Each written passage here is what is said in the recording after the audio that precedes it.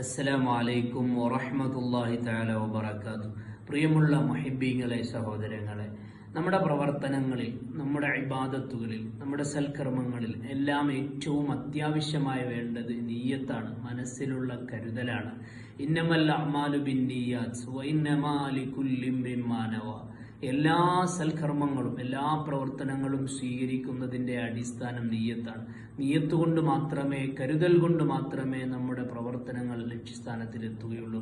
ബഹുമാനപ്പെട്ട ഇബ്നു അത്താഇല്ലാഹി സിക്കന്ദരി റളിയല്ലാഹു അൻഹു അവിടുത്തെ ഹിക്കമിന്റെ തുടക്കത്തിൽ പറയുന്നത് കാണാം, നമ്മുടെ അഅ്മാലുകളൊക്കെ അത് വെറും ചിത്രങ്ങളാണ്, രൂപങ്ങൾ മാത്രമാണ്.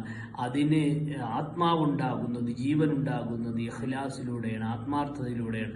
അത് ചെയ്യുമ്പോൾ ഉണ്ടാകുന്ന ആ ആത്മീയമായ കരുത്തിലൂടെയാണ്. അല്ലാഹു സുബ്ഹാനഹു വ തആല നമ്മുടെ ഇബാദത്തുകൾക്ക് നല്ല കരുത്തും ജീവനും നൽകി അനുഗ്രഹിക്കുമാറാകട്ടെ.